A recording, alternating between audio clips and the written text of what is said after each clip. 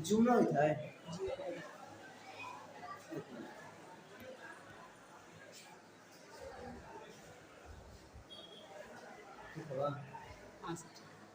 ई वाला से करिएगा 1 पर रखिएगा, ठीक है ना?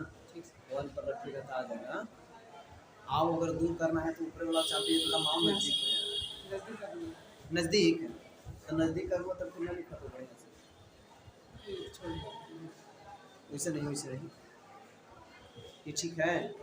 आओ सर बड़ा आओ सर पूरा बोर्ड आना चाहिए सर। हाँ ठीक है क्लियर। 1 पर रखिएगा और शाम को चाहिए कि रात में आइए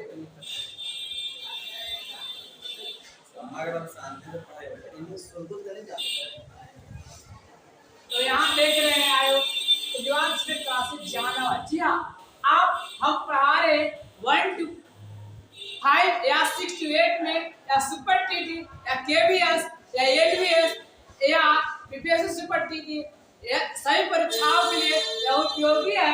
तो हम पढ़ा रहे हैं सीटीपी। सीटीपी कहने का मतलब चाइल्डहुड एंड डेवलपमेंट। हिंदी में कहते हैं यहाँ देखिए, तो अगर परीक्षाओं उसमें अति उपयोगी है। जो सीटीपी से बहुत सारे क्वेश्चन आते हैं लॉरेंस कोहलबर्ग से। तो हम यहाँ पढ़ा रहे हैं, देखिए लॉरेंस कोहलबर्ग का नैतिकता का सिद्धांत। तो यहाँ देखिए हम पढ़ाएंगे, याद देखिए हिंज अगर चोरी करेगा तो पुलिस पकड़ लेगी और नहीं, है ना, और नहीं करेगा तो उसकी बीवी मर जाएगी। अगर हिंद ने अगर नहीं करता तो मर जाते, नहीं हो पाता, उनका पत्नी की जान नहीं बचता और क्या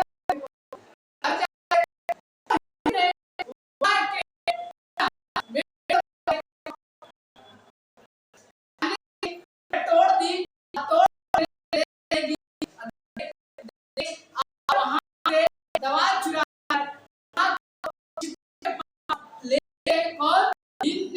और उनके पास को अपने पत्नी को ऑर्गेनाइज करवा दी और इससे क्या हो गया, जान बच गई। तो यहाँ से हम लोग का स्पष्ट होता है कि नैतिकता का बोध हुआ।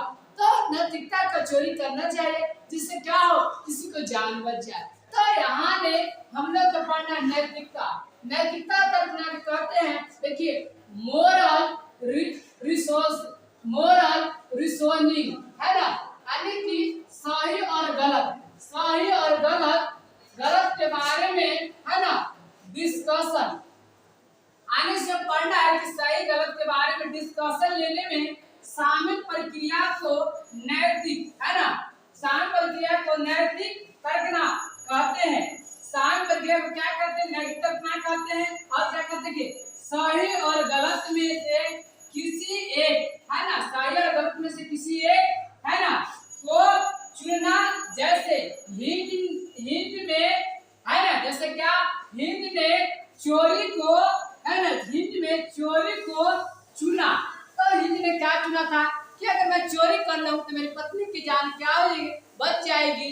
तो यहाँ देखिए कोहलबर्ग ने नैतिकता के क्या लेवल बताए। तो उन्होंने क्या बताए, लॉरेंस कोहलबर्ग ने नैतिकता के लेवल बताए।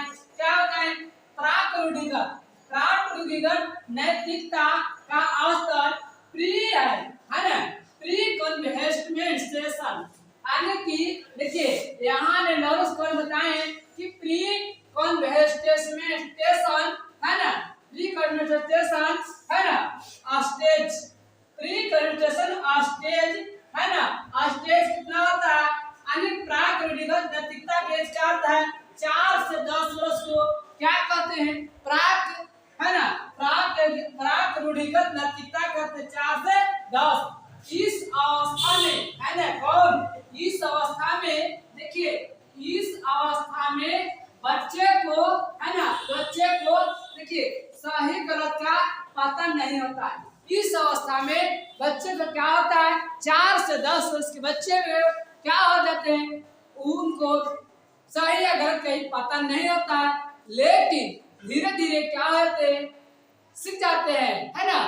तो सबसे पहले तो मम्मी के गर्भ में है ना गर्भावस्था, है ना, शिशुवावस्था, बाल्यावस्था, किशोरावस्था, प्रौढ़ावस्था। तो ये क्या है, ये स्टेज है ना। ये मानव जीवन का क्या है, स्टेज है। सबसे पहले मम्मी के गर्भ में 9 माह में, है ना, 9 माह 9 दिन में बच्चे ने अपने माँ के गर्भ में पलते हैं, उसे क्या कहते हैं, गर्भावस्था। उसके बाद में आता है शिशुअवस्था, 0 से 2 वर्ष शिशुअवस्था।